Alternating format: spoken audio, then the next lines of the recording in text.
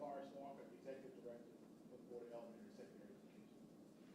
Arthur Joe Freon, Deputy Assistant Superintendent, Educator Talent, Workforce Development. Karen Howell, Deputy Assistant Superintendent, Office of Early Childhood Care and Education. Pernell Cook, Executive Director, Federal Support and Grant Universities. Daphne Flipwood, State Ombudsman. Paula Bell with the department in the educator background credentialing. Christy Blue, Director of Certification. Kimberly Trippo, AG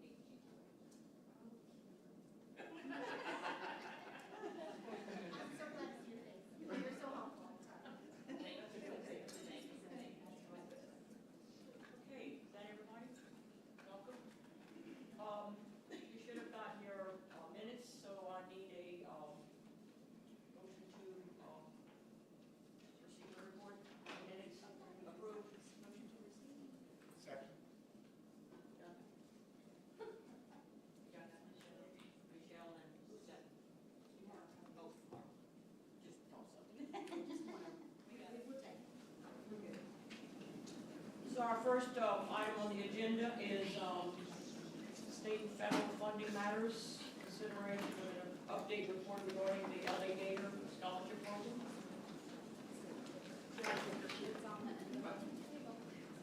It's on the end of the table. It's on the end of the table. Sorry. Stuck one on the table. Thank you so much. I need a motion to receive. Motion to receive. Second. Renell and Mark second. Morning, Caleb. Morning.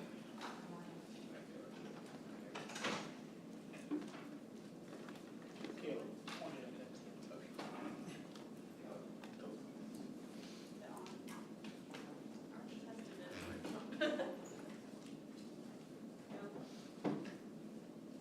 Okay, I'll click it. It's fine, I got it.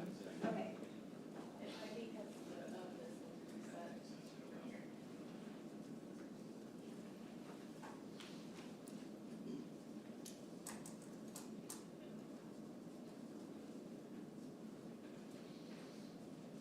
All right, well, I'll go ahead and kick off here. My name is Caleb Moore, Deputy Chief of Staff for the Office of School Choice here at the department. Our office is administering the Louisiana Gator Give All True Opportunity to Rise ESA program. Been happy to engage with many of you on this and answer any questions. And we'll go through a few things today. Thank you so much. And ask any additional questions at the end. Happy to answer those. First, you'll see here, this is for our email sign-up list. I believe we have a good bit of people already signed up. This is schools, families. We try to put information for everyone on this list. So I definitely encourage that you sign up here using this QR code. I'll leave this up here for another few seconds. For everyone to grab that.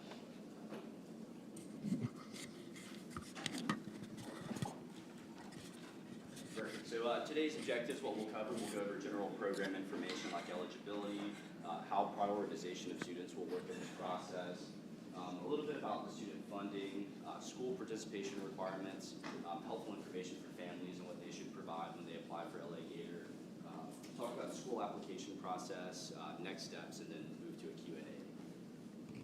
So what is an ESA? An ESA is an education savings account or education scholarship account program, and it's generally more flexible for families, schools, seeking to give school choice opportunities for children.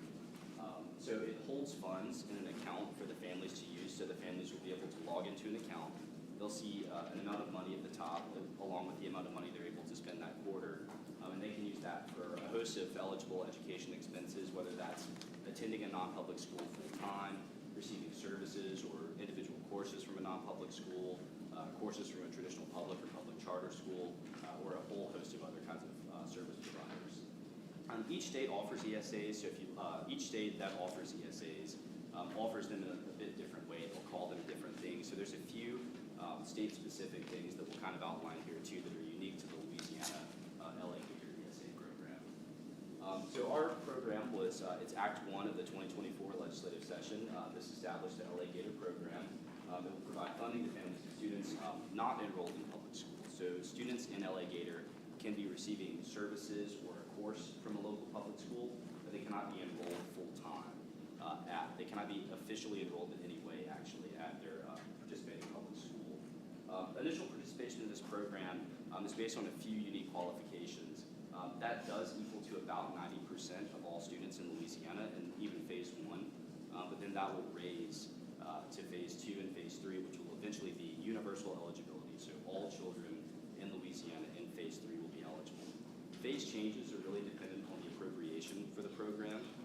So depending on how much money the legislature sets aside this year in the session is how many of the phases will be able to make it through. So if all students are prioritized and eligible in phase 1 are funded, we'll then move to phase 2, which expands the income eligibility for students who are currently in a non-public school.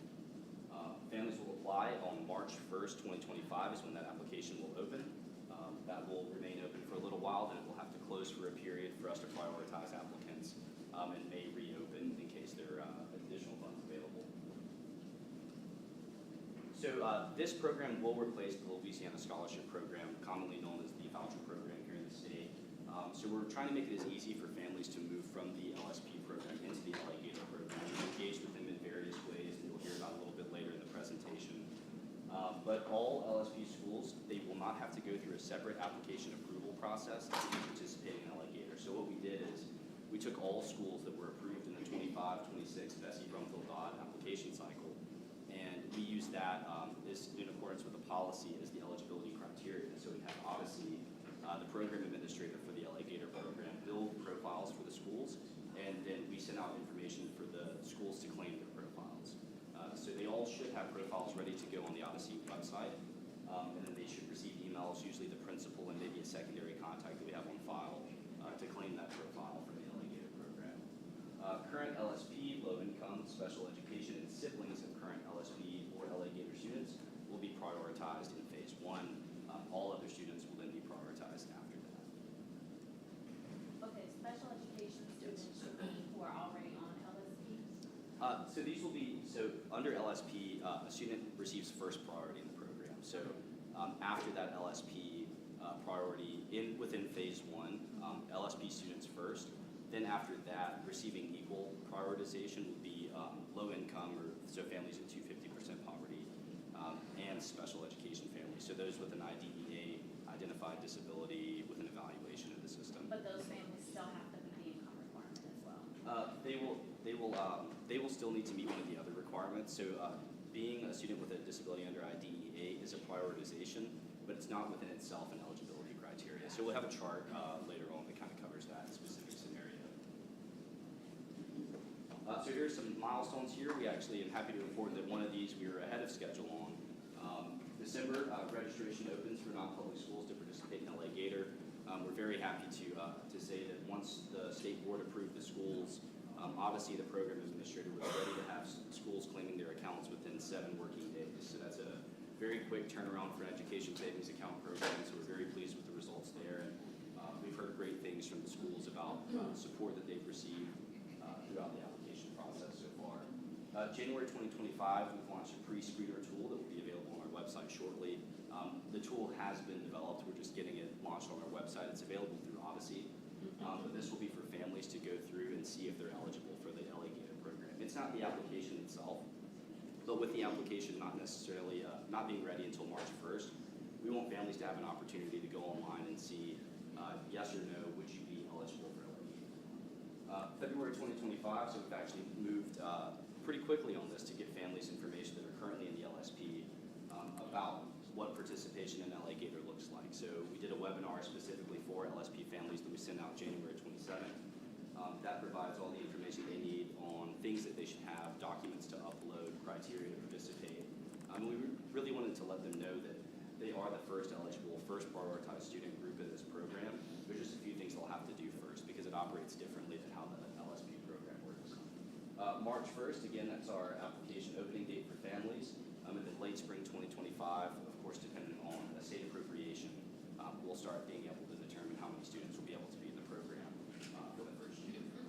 Okay, well, are you guys willing to do like a live Zoom webinar thing for our families, specifically like if we said we're having one for our families in Archdiocese and New Orleans, would y'all be willing to be online with us for that call? Yeah, absolutely. Would be happy to join that and answer any questions that families have. We can work together on scheduling something like that, and I'll make sure that So first, of course, are our LSP students. That is the first eligible. Students entering kindergarten are also eligible for this program. If a student was enrolled in a public school during both counts in the previous school year, they'll be eligible. And then from a family with an income at or below 250% of the federal poverty level. After eligibility, you'll see we'll talk about prioritization. Here's some examples of students that will be eligible for LA Gator and students that won't be, with a few specific examples that I'd like to call out. So we have Jaden here, LSP student eligible. Sally, private school student, but at 250% of the federal poverty line, family income, so eligible under that.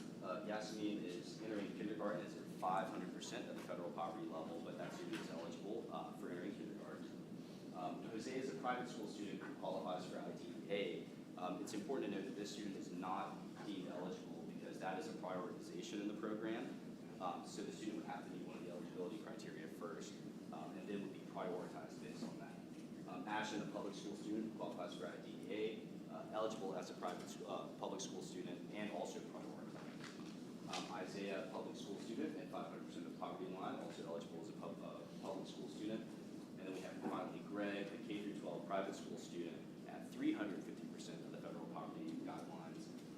This student is not eligible under those qualifiers, but when we move to phase 2, that student will become eligible because the number goes up from 250 to 400% of the federal poverty line. Again, I won't go through all of this in detail because we kind of walked through that with the last, but this is a breakdown of the prioritization and explains the students from the previous slides how they'll be prioritized in the program. So students participating in the LSP during the 24-25 school year will maintain the same award upon joining LA Gator. This award will be renewed annually until they reach a terminal grade or they graduate in the program or whenever they leave their participating school. So at that point, they would default to whatever grade they qualify for outside of their LSP grade. Unlike in the LSP program, this is a very key difference. In the LSP program, as I'm sure many of you are familiar with, a school will open a certain amount of seats. Then they'll set a tuition rate. If that tuition rate is okay from a state perspective, then students apply, students go to that school, and it's an accepted tuition rate. The schools cannot charge students anything greater than that amount. They can't charge any additional fees or things like that in LSP. It's just a flat rate. Important to note here in the LA Gator program, if your school tuition is higher or lower, that does not impact the Gator rate that the account will be funded at. So if a student is at the federal poverty guidelines for their family, they'll receive around $7,500 in their account. That is what they'll receive because of their qualifiers. That doesn't have a bearing on the tuition of the school. So if school tuition is lower than that, the student will be able to pay with their Gator account, and then they can use the additional funding for supplies, additional services, anything that the parent might deem necessary. But if the tuition is above that amount, the family will be responsible for the difference. So it's very important to communicate to families what the school tuition is and how that impacts their Gator account funding. So participation in multiple programs is prohibited in the LA Gator program. So we'll see here a student in a home study program approved by the state board, a student in a home study program that's registered as a non-public, not seeking board approval, the course choice program, the school choice program for students with specific exceptionalities. These cannot be stacked with participation in LA Gator. So if a student is going to be an LA Gator student, they cannot be in one of these programs. I'll also call out, so those are prohibited in the LA Gator statute itself. Finally, the tuition donation tax credit program with the school tuition organization, SCOs, that is also prohibited, but it's not in the Gator statute. It's actually in the tax credit program statute that prohibits those two. So that's like ACE and a red. Yeah, so ACE or Red Taste, under the same and others. If a student is in that program, they're not eligible to be an LA Gator. They would have to be in one or the other. Let me ask you about homeschool students. Yes.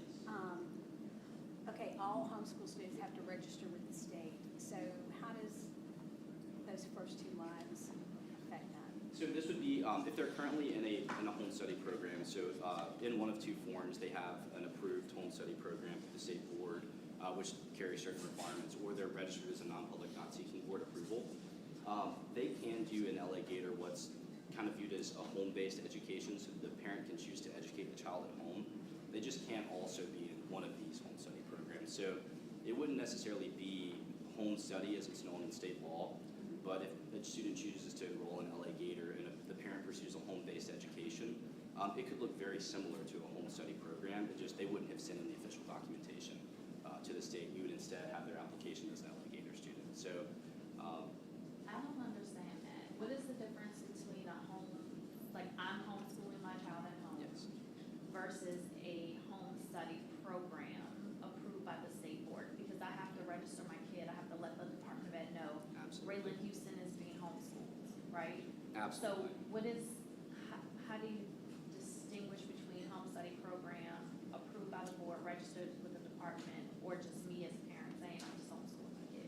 Absolutely. So for I believe truancy purposes, like we have to have something on file, whether it's the non-public not seeking board approval or the approved home study application. So dependent on which one of those two the parent would choose, we would have something on file just letting us know that a child's being educated there, or that child specifically is receiving an education, so they're good in our systems.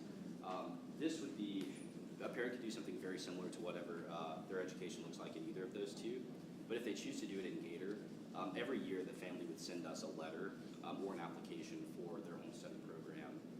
And if they want to participate in LA Gator, they could have done that the previous year if they meet the other eligibility criteria. They just wouldn't send that letter in. So they would be pursuing something similar through LA Gator from a home-based education, so they could still use LA Gator to potentially buy curriculum, services, take courses at various schools, but they just wouldn't send in the application that they would normally send in every year, because we would have their records as an LA Gator family instead of them being a home study program. So these are really important as distinctions in the law. Is there Yes. going to be a tab on the website for homeschool students to route them to LA Gator versus being registered with the state? There'll be links throughout to a lot of our website, and it's been newly redesigned, so apologies if any of this is incorrect or out of date. But what we try to do is make sure we organize these as school choice as a topic generally. So we make sure that all forms of school choice are in one place together. So a family would see, if they select information about home study, there'll be tabs to the side of all the other choice programs as well. So they'll kind of have, no matter what route they choose, there'll be tabs around to let them know of the other programs and anything similar.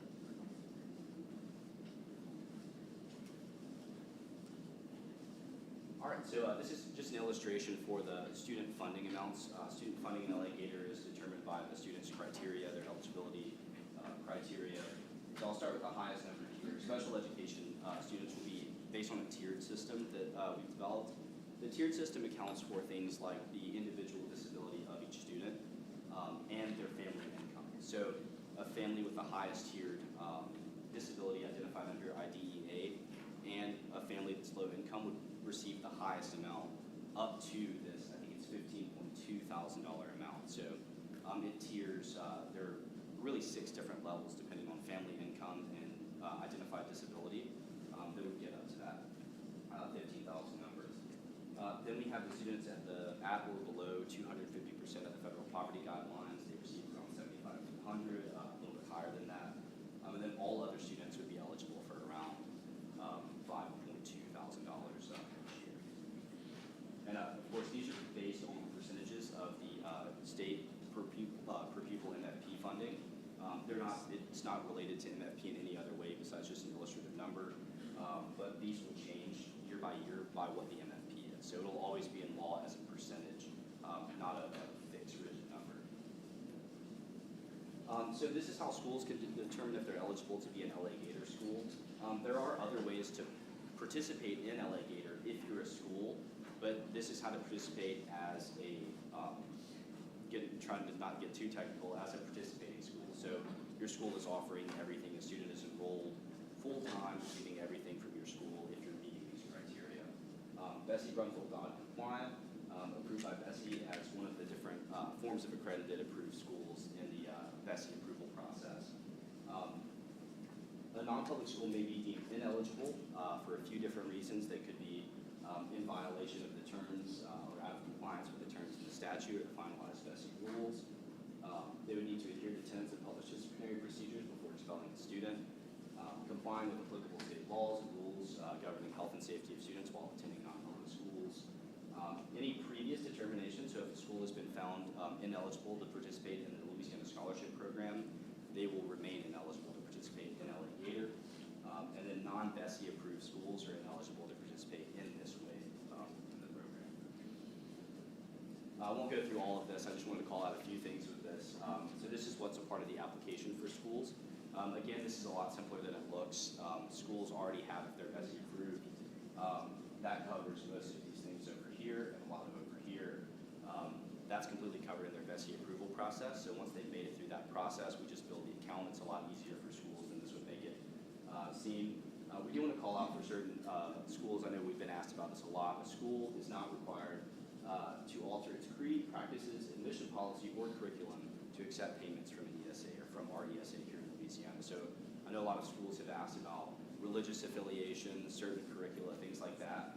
As long as you meet these other requirements, there's no requirement to change any of that. Fiscal soundness check, I will call out schools receiving more than $100,000 of account funds in a given year will be required to do one of these three things, including evidence of operating for at least 3 school years or one of these other 2 items from a professional saying that the school is fiscally sound. And then all LSP schools, of course, we can put them directly in the program. So required information, I won't cover this. This is what's been done through the BESI approval process, and then additional information, the norm reference test that the school will choose to administer, and then projected capacity. That just helps us understand the demand and things like that, what the supply will be for the program. Projected capacity has no bearing on how many students the school actually accepts. Records maintained that could be subject to audit, annual tuition and fees schedule, and then proof of building safety compliance, anything like that. We recommend that you keep that because there are associated requirements for schools with these. We will not collect these from a department perspective. These will not be something that you upload on the Odyssey platform, but there could be questions regarding this because of program compliance. And then proof of fiscal soundness is dependent on those schools' amount of money received.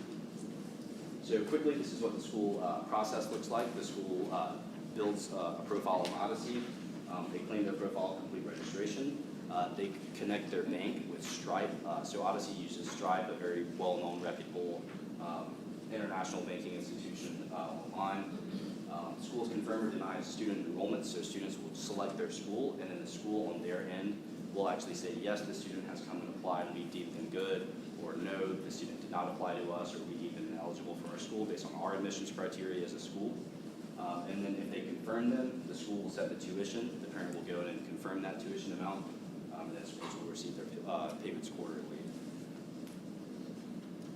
Schools can operate as a school or as a service provider, but they will need to apply individually as each. So I won't go through the differences there, but the key changes would be if the school wants to offer just one course or one service on the Odyssey platform, they would also need to apply as a service provider in addition to their school application. Yes? In regard to that service provider, a number of our elementary schools provide after-school care and before-school care. Is that, so does that mean the school needs to register as a provider because they do that? Absolutely. So if that's not part of if they're a participating school and they don't offer that as a part of their general tuition and fee payments, if that's something that's in addition, they would need to also go in as a service provider, and then families could select them from that menu as well. Is that already available? Because my principal said they couldn't find that. We have not launched a vendor application yet. We do anticipate that to be done this week, but we're making some final touches, and that should be live. And once that opens, that application will actually never close. That will remain open on a rolling basis, so that's not time bound in any way. It's approved on an individual basis. I have another question about that. If a school offers like occupational therapist or physical therapist as part of the school embedded for their special ed, that would be considered vendor as well too? Absolutely, that'll be and there'll be drop downs on the vendor application where and it'll kind of follow a tree of things, like they might select services and therapies, and then they'll go in and kind of determine which one. If you're offering something like that, you will be required as a service provider to upload any licenses that are related to whatever they select as their service offering. So there will be that, and there's a list of attestations for everything that they're different by application type, but really for program compliance and safety, they have to upload certain documents relative to whatever their service is. That causes another question to me. For right now, our public school system provides speech, particularly in our schools. My question is, will they continue to do that, number one, for these Gator students especially? And if so, will they be considered a service provider at that point? Because we don't pay anything right now for that service. This is through IDEA funding. It would be there. That's my understanding. As far as I know that the LEAs, the public school governing authorities, are able to go on and apply as a service provider. Families can do that. As far as if they're required to provide the services to the non-public school for Gator students, I'm not 100% sure. I could get back with an answer specifically to that question. But I do know that public school governing authorities, they can participate as a service provider. And then students in LA Gator going to a non-public that's participating, the school doesn't have to increase their service offerings. I believe the language just says what the school is already offering with minor adjustments. I think what the clarification that we need is that currently that service is provided at no charge to our parents through the LEA funds. So we want to make sure that now, because they can register as a service provider, that qualifies under IDA rather than them saying we're going to charge for that. That is my understanding. Absolutely. If they qualify for the services under IDEA, it will continue to be funded by IDEA. That's my understanding. I like your understanding. Me too, but, yeah. Yeah, I'll be happy to give clarification on that. Absolutely, I'll be happy to get clarification. And then any questions that we receive, even in this meeting, we'll make also available on our website, frequently asked questions version. So we'll send that out directly as well. So we'll actually move through this fairly quickly. We've reopened the Bessie Brumfield dot approval cycle. That reopened late January. It will close February 13th. Schools that seek to apply in this cycle, and we're offering this specifically. We know that schools found out a little bit later that this may be a requirement to participate in LA Gator, so we've had schools that were interested. So we've reopened this for those schools and any other schools seeking to get approval.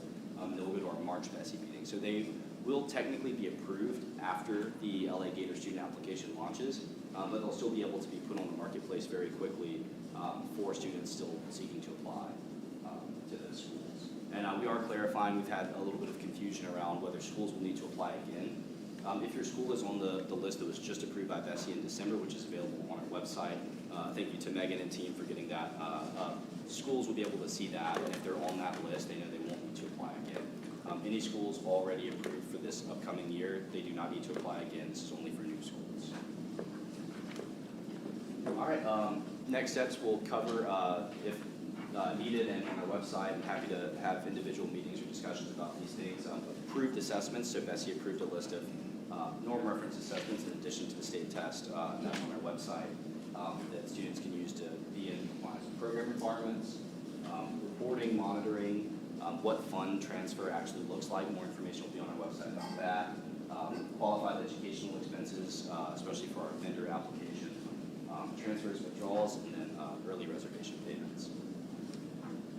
All right, happy to answer any questions. Yes, sir. Maura, thank you for a very detailed report. Just a couple of questions. I recently reached out to Odyssey to determine if there was any way that we could check from the superintendent's office to make sure that each school was properly signed up. And I've been unable to do that. I just didn't know if there was some avenue in which I could make sure that everyone was properly signed up and that the strike piece was fixed. That's my first question. Do you know of any way that we can determine from the superintendent's level that everyone could, other than asking, to actually verify that all of this has been done correctly? Absolutely. So I think a few different avenues there. I'm happy to take that directly and check against our system. Odyssey should be able to, if asked, they might just need some kind of proof to know that they're giving the information to someone associated with the school. I also know that schools can add as many other account users as needed.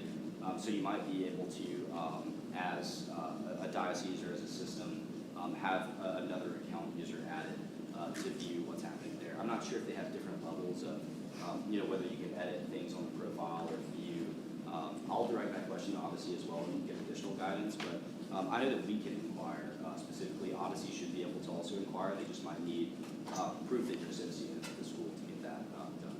Okay, so my second question, thank you for the letter that was shared with us in regard to the letter that was sent to the Louisiana Scholarship Program students, because that just helps us communicate that further with them. So we appreciate the letter that was sent from LDOE to our current scholarship recipients. My question here is concerning prompting additional families to apply. So we believe that our pre-K4 students, we've already constructed a letter to send out to all of our pre-K4 students to apply.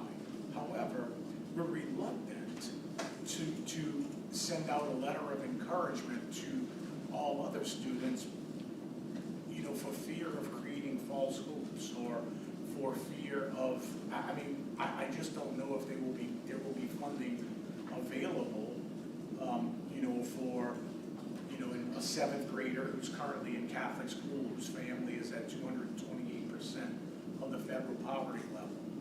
And so, any recommendations on that? No, wish we could provide more information there. Of course, everything is legislative appropriation dependent. We've really put a heavy emphasis on advertisement and really information to the scholarship program families, because they're the ones that will be losing a program and need first priority to move over into the new system. As far as advice, I think communicating to all families, regardless, and maybe prioritizing that based on the priorities in the program, because we'll know that within that eligibility, even in phase 1, students will be prioritized in a certain order. So it may be helpful to communicate based on that. I know that kind of follows what we put out from the department as we look at which students are going to be eligible and prioritize first, and make sure that they have the information to complete their applications. Thank you. Last, it's just not a question, but I just wanted to note my concern about the July date of final settlement. Currently, we are in returning student registration now in our schools. So this is underway right now. On the 17th of February, we'll begin with new student registration in our cycle. Where we just built budgets for the 25-26 school year. And so our process is well underway, and I'm just a little bit concerned that we have some schools that are in very high demand and have waiting lists, but yet we would like to offer this as an opportunity, for our families who do fall in under 250% of the federal poverty level. So the July date expresses a little bit of concern to me, and I'm sure I'm speaking for my colleagues right here, just to make sure that that's noted, that if we have any hiccups to where this goes beyond, this is going to could be perilous. Could be. Actually, so we just want to make sure that we note that July is really the end. The TDC program does their work, the final work in July, and it does present problems when people are not awarded in the 9th hour.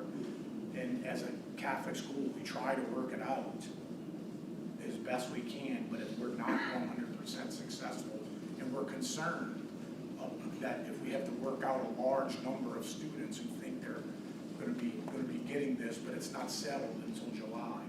So just want to express that for the minutes.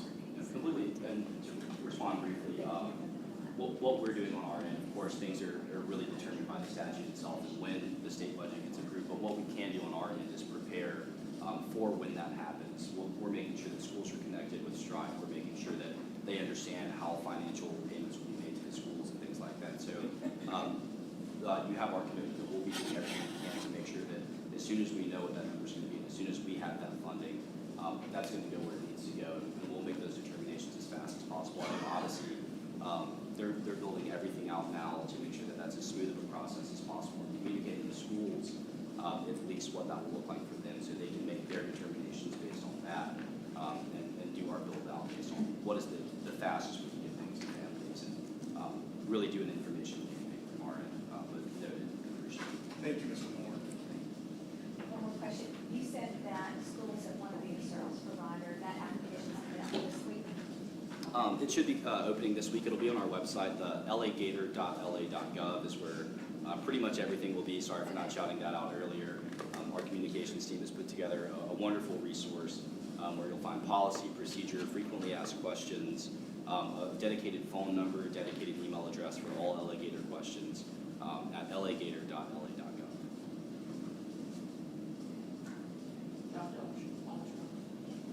Hey, I should have asked you this a long time ago. Oh, no problem. So sorry, but my mind's processing as you said it.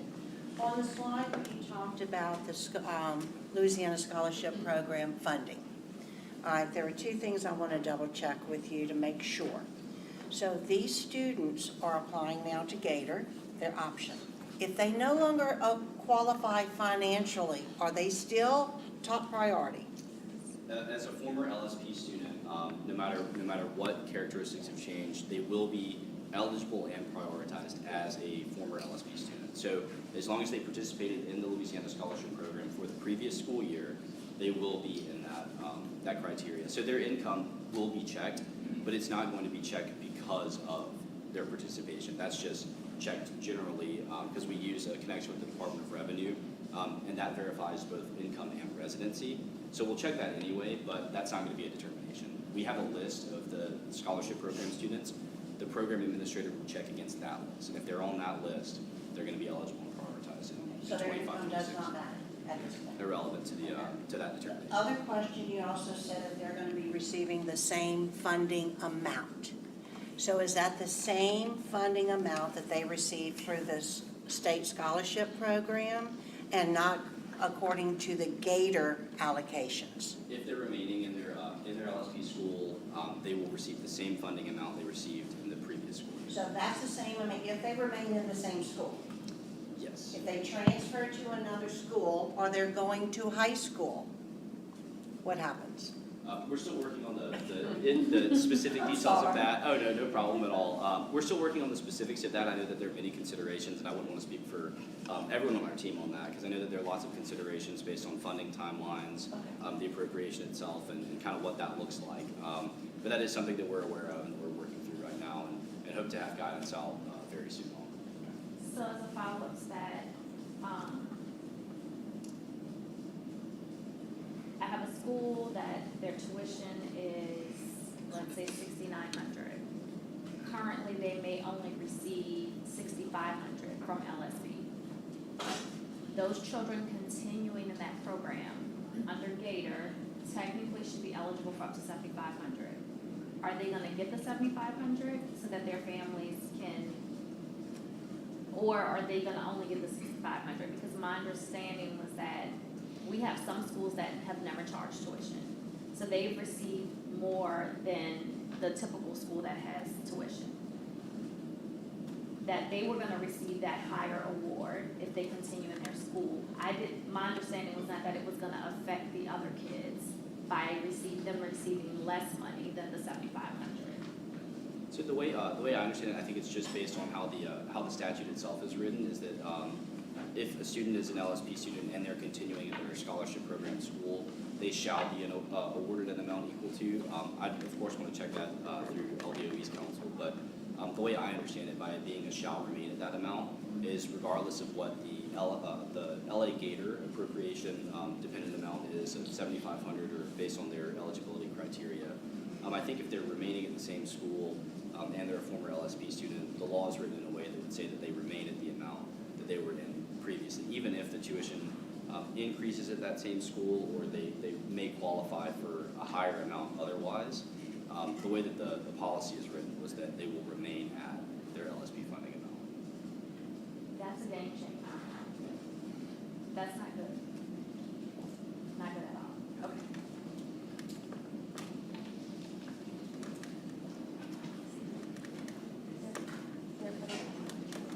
Any further discussion? The 75. Any opposition? That's not right. So if a family has, they want to provide services. Okay, we're moving right along with new business, consideration of update report provided by Ms. Bunting. Ready, Ms. Daphne? I need a motion to receive the report. Kimberly, Sister Carol, second.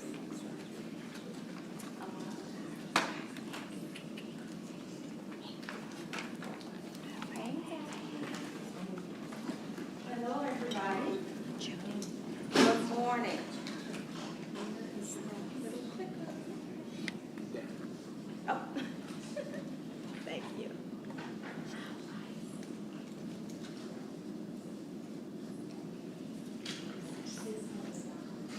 today, I will share with you updates from our LDOE, SCA, Titles 2 and 4 work group.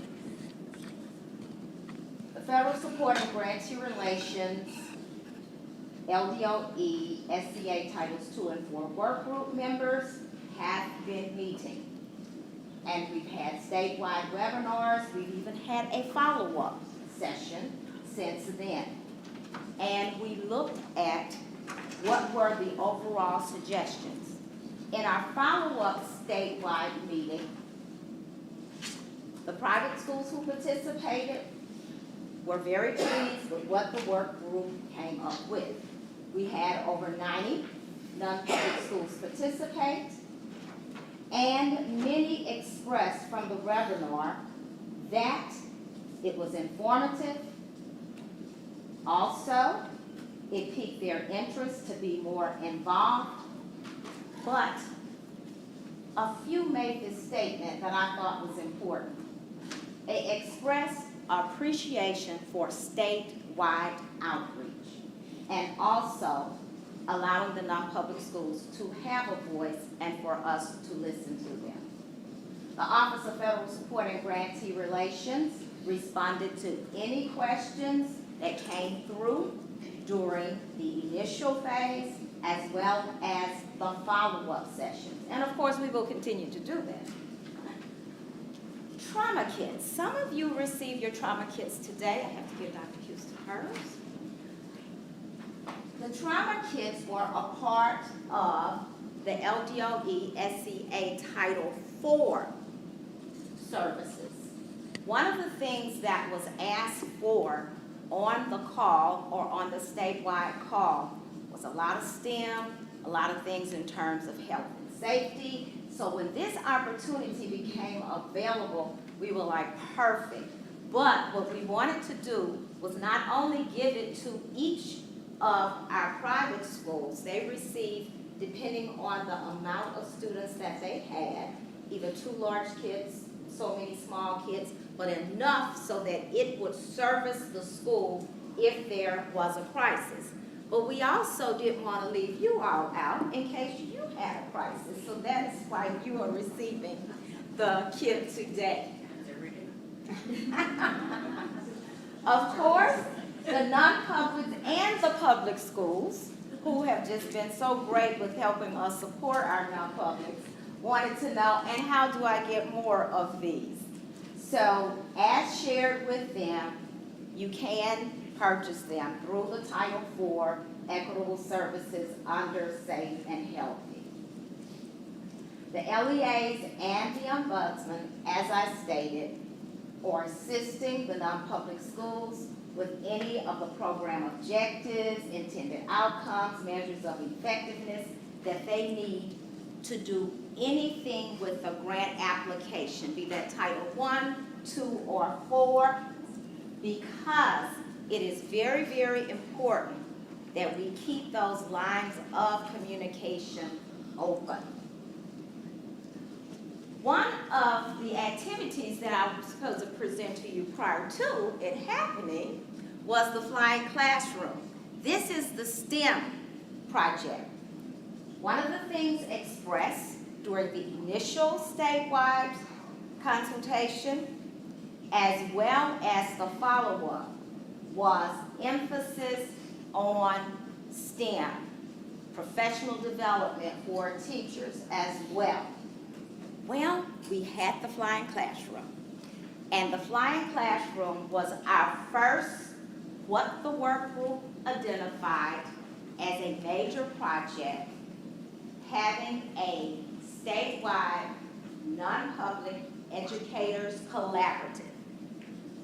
We were able to connect with the Flying Classroom through our own federal programs person, Kenya Jenkins, who knew about this and made contact because it fit exactly what they were asking for, and did the outreach, and of course, they agreed.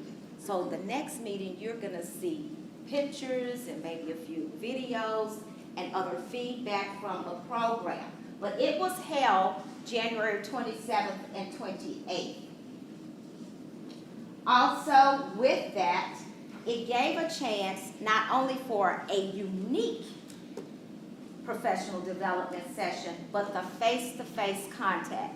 And they were really involved, they enjoyed it, but more importantly, they were like, can we have more of this? Can we figure out a way where we can do it at our school or within our diocese or our private schools? Hey, can we get together with the LEAs and collaborate? I said, yes, you all are reading my mind because that's what we want you to do.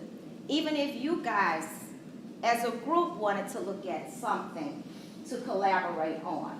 Now, you can go to the Flying Classroom right there to get a peek at what was going on and what was presented. You will see that learning opportunity, and I can tell you that when you look at it, you will realize that it crosses so many genres in terms of not just the students, but in terms of professional development, because if you have high schools, it is also a great program for looking at career and technical training, looking at our little ones to get them engaged in science and aerodynamics. It was just an awesome experience, and everybody walked out saying they really did enjoy it. And you have 3 people that are coming to you because they liked it so much because they are already doing something with aerodynamics at their schools. We are, yeah, we have some partnerships with NASA and BSHU because we're doing aerospace as a focus because of where we're located, and we have as a region, we've Right. been delving into this for a few years now. So 2 of the main guys were there, and so they spoke to him, and they're gung-ho. So that brings me to grading and blending of your Title Equitable Services allocations.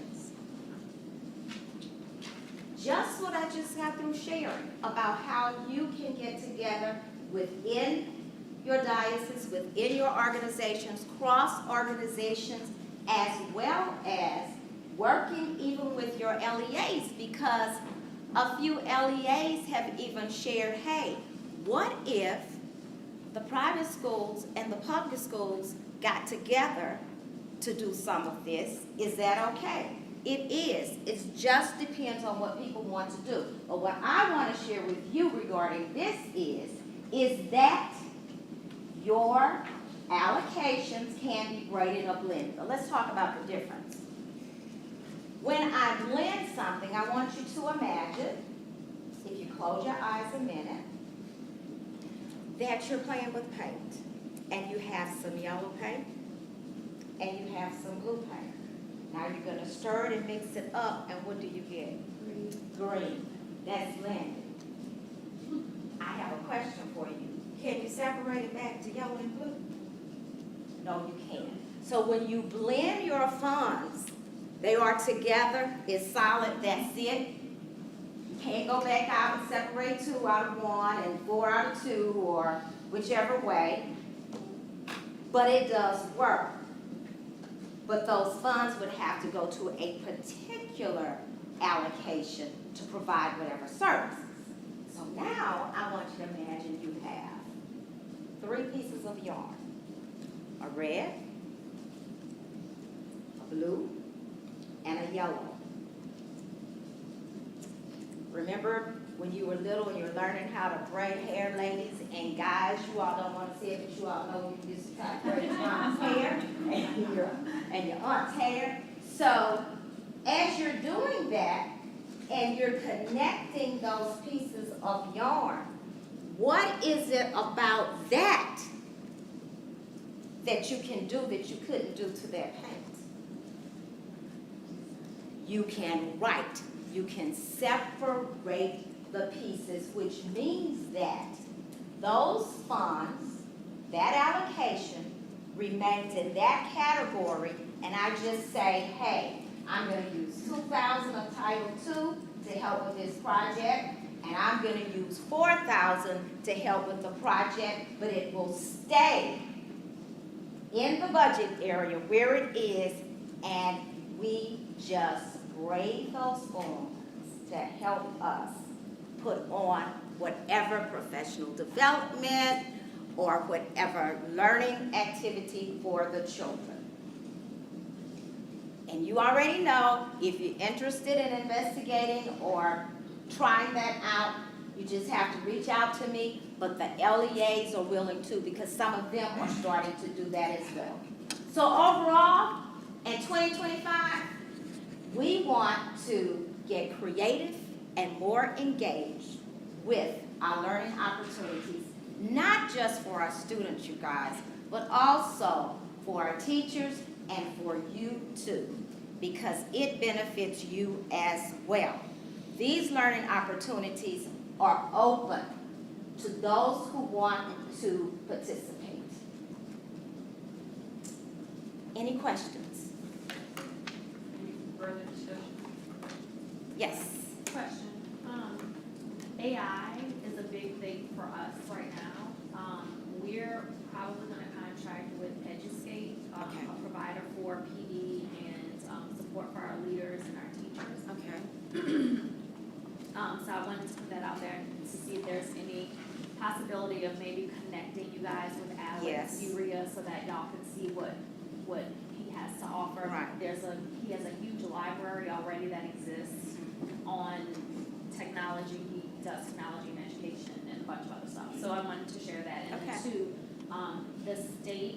the national meeting for the state CAPE directors will be Yes. in New Orleans this summer. Okay. July 13th through the 16th. I just sent you an email to save the date. Okay.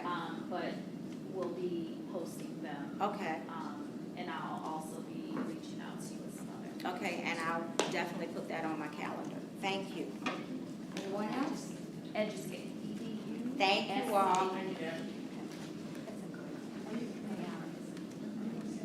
I'm gonna send y'all everything. Thank you. Yeah, we'll work it out. I don't set that date for that national meeting, but yeah. July 15th, Yeah, okay. Okay, moving on with our agenda, 4.2, consideration of updates regarding criminal background check requirements. I need a motion to receive. I'll make that motion. Mr. Carroll, Councilor Wade, second.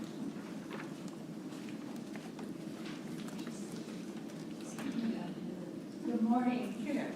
I'm Paula Bell. I'm the Director of Educator Background Credentialing here in the department. Thank you for inviting me to provide a report and an update on the process of criminal background checks for certification. You got to sit on the rules.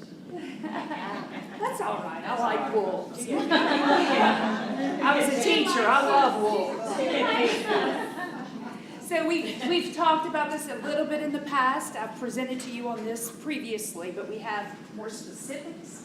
And we have a bit of information that is sent to you through our colleagues at the Louisiana State Police as well. So fingerprint-based criminal background checks are required for employment in all school systems. That's non-publics, charters, and that is directed in the Louisiana Revised Statute 1715. In that revised statute, it also defines what an employee is. It goes into detail. It includes your teachers, your bus drivers, and on and on and on, including contracted employees as well. That's one area that we tend to overlook. So take a look at that. I have linked the law there in the presentation so you can review it in detail with your legal counsel if needed. There is Louisiana Revised Statute 15587.1. It requires all background checks for school employment to be conducted through the Louisiana State Police's Bureau of Criminal Identification and Information. Now that's important because the state police notified me that there are school systems out there using perhaps a third-party company for background checks, non-fingerprint-based background checks. And so they wanted me to convey to you that in accordance with the law, it needs to be a fingerprint-based background check run through the Louisiana State Police's system. So that was from our friends at the State Police. Another thing you may want to note is that if you need help obtaining authorization to send individuals for those CBCs through the State Police, I can put you in contact with that person at the State Police. They can get you set up with your own service code and get things rolling for you if you've not already done so.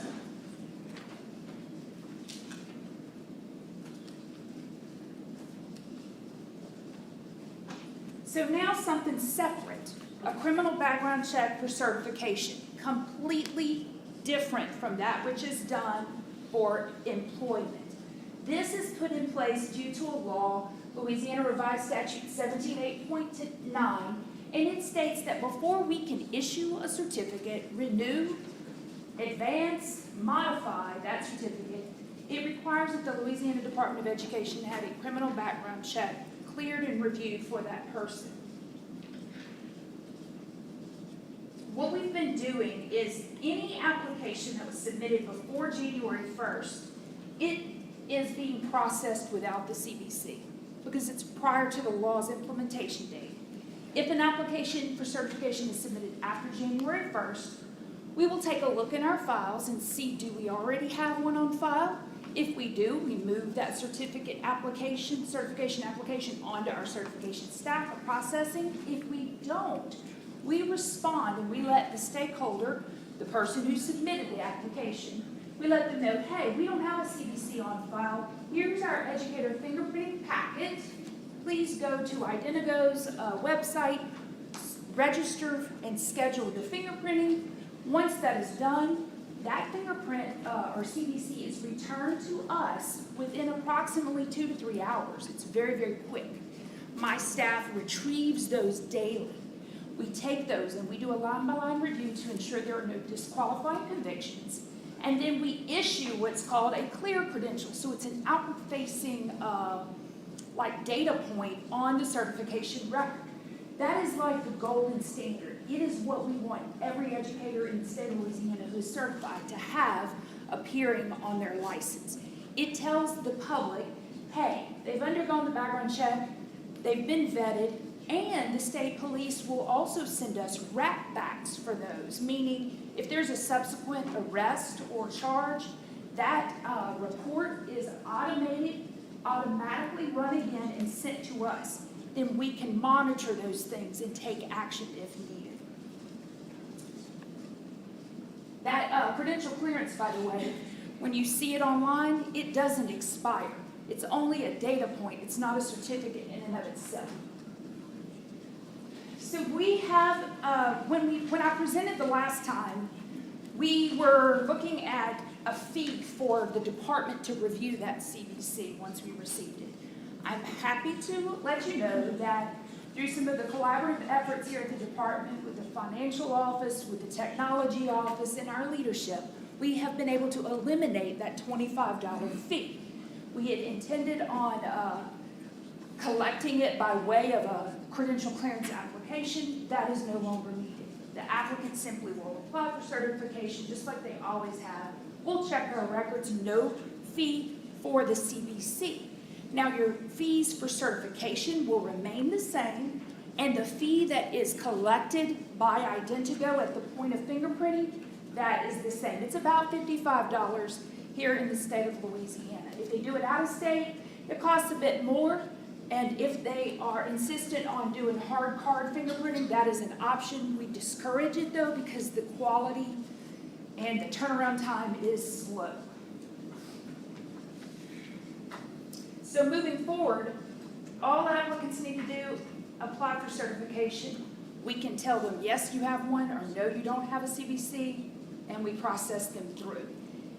I frequently have been receiving questions about do they have to wait to apply for certification before they go get fingerprinting and get the clear credential? The answer is no. Late in 2024, the state police notified us that the consent portion of an individual sharing their CBC with us is collected at the time they are printed. Therefore, we don't have to make them wait. So I went and did it. You can see it on my certification record. We also have, I think to date, we've issued about, since January 1st, we've issued approximately 300 of these.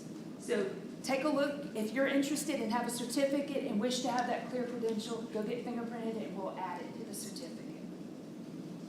Do you have any questions? Yes, ma'am. So we fingerprint in our office and we are connected with the state police. So we fingerprint to be hired. We also do a background check through selection.com. So we have both, right? We have people who are hired, they're just hired, they have a clear background check.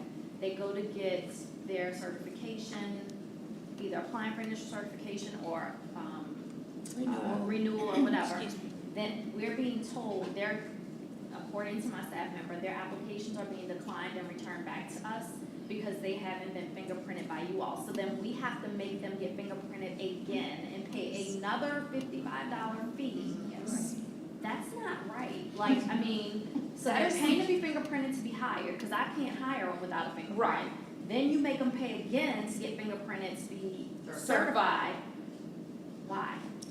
Because the FBI. Why can't we share it? We can't share CBCs. It's against the federal Yeah, law. I did that CJIS training, but that's stupid. Like, to make those people Agreed. pay another Agreed. $55 So for let a me tell you, second fingerprint. right, so let me tell you what our legislators have done. They have put a piece in the law that states eventually, this is all new, an employer can rely on the educator certificate.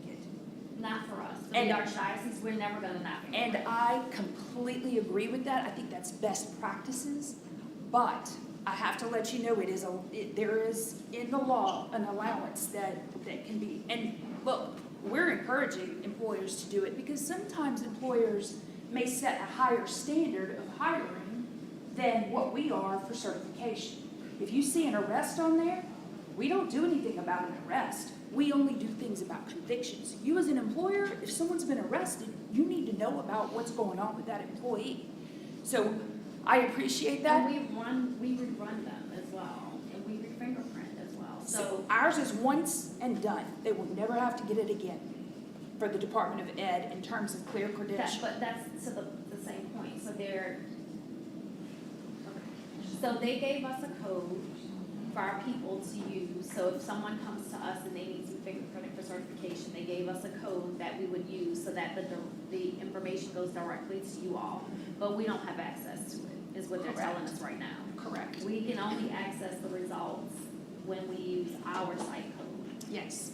And there's Service only codes. one code that can be used per fingerprint. Correct. Because the service code is almost like a score recipient code with ACT. It tells the system who to send it to. And it identifies the purpose for which the background is being done, and that's the issue. It's two separate purposes, two separate codes, two separate CBCs. So there is nothing at all that we can do. These people have to just continue to pay for duplicate fingerprints. It's why the law was put into place, actually. It was because, for a couple of reasons. One, schools and school systems weren't always doing the background checks as directed in the law. And so we wanted our certificates to say something more than just they've met educational requirements. We want the certificate to say we've vetted their criminal background check as well. And this is something that we see going on nationwide. If you look up a teacher in Alabama. I'm not you can saying see- it's a bad thing. Right. I just wish there was a way that the employer and the state could share the access to that person. Like that person signs off to say, I give the Archdiocese of New Orleans, I give the state of Louisiana Department of Ed permission to access my credential, my Yes. fingerprint, my criminal background check, whatever, so that we don't have to tax them additional money. I totally sympathize with you, and we argued with the state police for 3 years. 3 years. The state police was audited, and it was found. We were audited too. Okay, so it was found that we were using CBCs for multiple purposes, and we can't do that, so. I know it makes no sense sometimes, but it is what the law is. Paula, why don't you explain what we're doing with our public schools who have the machines as well, they're just running it twice? Yes, sure. So if you have your own Identigo, IDEMIA fingerprinting machine, and the only non-public that I saw listed on the state police's report was the Diocese of New Orleans, New Orleans. we have, Okay. Lafayette has it too. So Lafayette's on it. they didn't have y'all's name on the list, but let me tell you what that, Pain, but we do it. yeah. So if you have what they call an enroll your own workstation, EYO, You might have to get the new machine, because we had to get the new machine. Don't look at me. or you don't, and you send me. $25,000. I'm on my way out. $25,000. So if you don't have the machine, you simply give the packet to the fingerprinting packet to the individual and say, go schedule online, put in your zip code, it'll locate places where they can schedule their prints nearest them.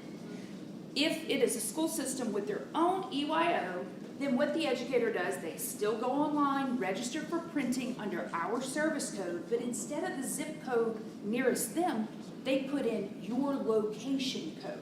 Oh, so they can do that? Yes. It's still not sharing, it's still two CDCs. It's still two CDCs. Two purposes, but they can do it in-house with you twice. Instead of scrambling to schedule outwardly. Oh, so they're still being charged twice? Yes. Yeah.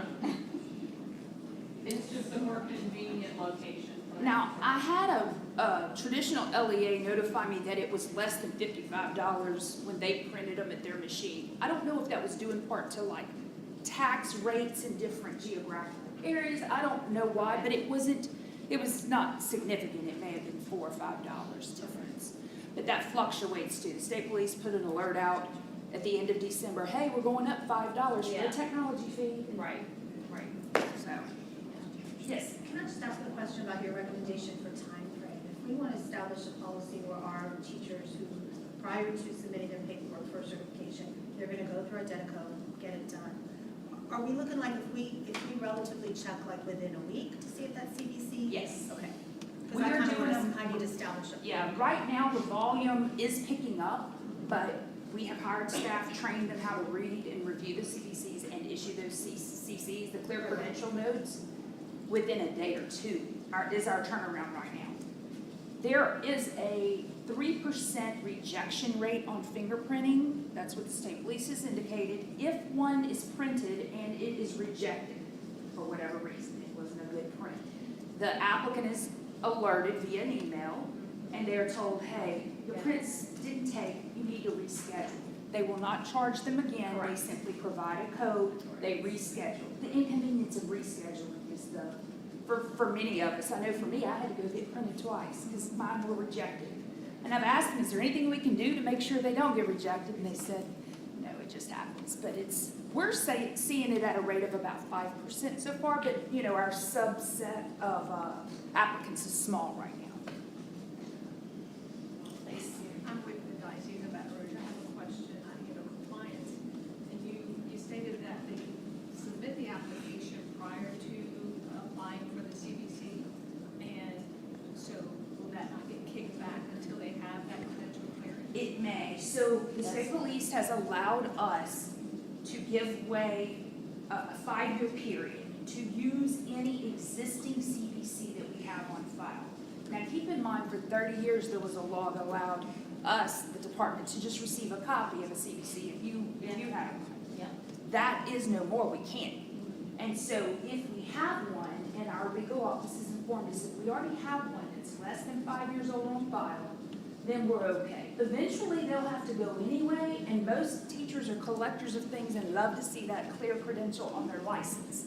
So if we have them, and that was our way of saying, if you've done one within the last 5 years and it got to the department, we don't want you to have to pay immediately for another. Let's wait another 3 or 4 years before we make you go do it. We also were conscientious about flooding the Identigo stations as well. And our own. And our office, yeah. It's me and 5. Me and 5, that's it. And then I use Christy's staff on the certification side too. It's been helpful.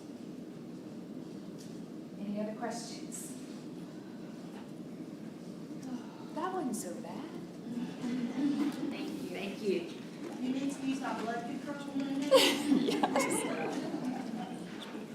Thank you very much. Moving right along, consideration of update report, teacher leader summit, addressing that. Motion to receive the report. Mr. Carroll. Second. Second, Dr. Williams. Good morning. I am happy to be here as a member of the Teacher Leader Summit leadership team, just to share a little bit information with you. So our Teacher Leader Summit is going to be held a little bit later than we typically do this year due to an issue with the convention center. The dates for the Teacher Leader Summit are June 10th through 12th. And it will be held in New Orleans, and the theme this year is A New Story for Louisiana Education. Did want to share with you one of the perks that we have put in place to encourage our non